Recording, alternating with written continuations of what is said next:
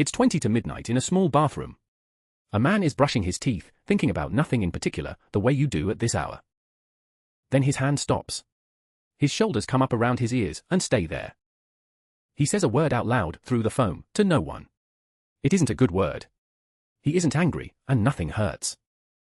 What has happened is that he has remembered something a woman said to him at a party, and something he said back. The party was in 2011. He rinses. He turns off the light. He goes to bed. It will happen again in about a month. He cannot tell you a single other thing about that year. Not the flat he lived in, not the work he was doing. But he has 9 seconds of it, uncut, and they still have the power to move his body without asking. So this is the question we'll follow. Why does the brain keep this one, with this grip, for 15 years, when it has thrown away almost everything else from the same life? And what, exactly, is it keeping it for? Start with the moment itself, because it is genuinely strange, and we have been doing it so long we've stopped noticing how strange. Something goes wrong in front of people. And your body announces it. Immediately, publicly, and entirely without your permission. The blood climbs into your face, into the one part of you that is already on display, and turns a color that can be read from across a room. Darwin gave it a chapter, in 1872. He called blushing the most peculiar and most human of all expressions. Peculiar because it is useless. Every other alarm the body has is for something. The heart speeds up to move you. The muscles load to carry you. The blood goes where the work is. This one does no work at all. It hides nothing, protects nothing, and helps you not one bit. It only tells them. And you cannot do it on purpose. There is no actor who can blush on cue, and no liar who can stop one. It is the only expression that cannot be worn. And it doesn't come alone. The psychologist Dacher Keltner slowed the whole thing down and watched it frame by frame. The eyes drop. The head turns away. A smile starts, gets suppressed, and leaks out anyway. A hand comes up and touches the face. A few seconds, in that order, more or less everywhere. That is not a feeling spilling out by accident. That is a sequence. Something with an order has a purpose. Hold on to that, because we'll need it later. First we have to work out how 9 seconds of a party get into a man's bones for 15 years. We talk about memory as though it were a recording. It isn't. It is a decision. Vastly more happens to you than could ever be kept. Something in there has to sit and choose, all day, every day, what is worth the shelf space. James McGaw spent a career in California asking what that clerk uses to decide. And the answer turns out to be your body. When something spikes you, a fear, shock, exposure, the glands push stress hormones into the blood. And a small structure deep in the brain reads them like a gauge. Its job, roughly, is to lean across to the part doing the filing and say, that one. Keep that one. Keep all of it. Arousal is the highlighter. Your own pulse writes the annotation. It is an elegant system, and most of the time it is right. The things that spike you usually are the things that matter. The trouble is that it was tuned an extremely long time ago, and it has never learned the difference between a predator and a party. So the second he says the wrong thing, and the temperature of the room changes half a degree, the body does precisely what it was built to do. It floods. And the highlighter comes down on 9 seconds of small talk with exactly the same force it would use on a car coming through a windscreen. Here is the cruelty of it. It does not just keep the fact. It keeps the texture. The pattern on the carpet. What was in the glass? The exact width of the pause before somebody laughed a half beat too late. None of that is stored as information. All of it is stored as evidence. But that only tells us how it got in. It does not tell us why it stays. Plenty of things get filed hard and fade anyway. This does not fade. This waits. To see why, we have to look at what he believes happened in that room. Which is not, as it turns out, what happened in that room. In the late 90s at Cornell, a group of psychologists led by Thomas Gilovich took a student and handed them a t-shirt. Not just any t-shirt. One with an enormous picture of Barry Manilow across the front. Chosen carefully, specifically, to be the wrong thing to wear.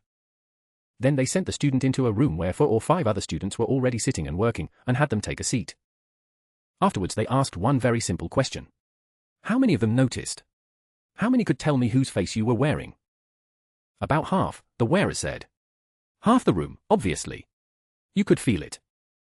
Then the researchers asked the room. It was about a quarter. They had doubled it.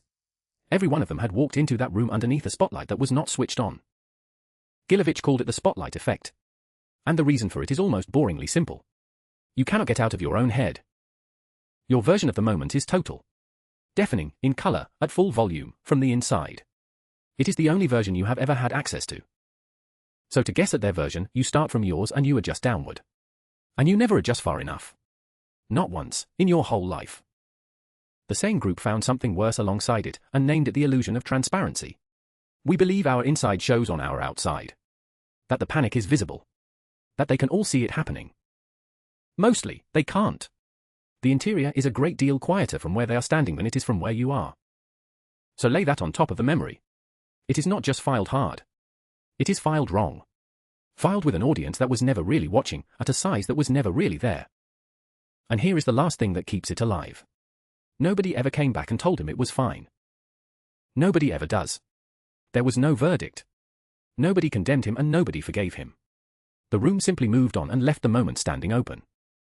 In Berlin, in 1927, Bluma Zeigarnik sat people down with small tasks and interrupted half of them partway through. Later she asked them what they had been doing.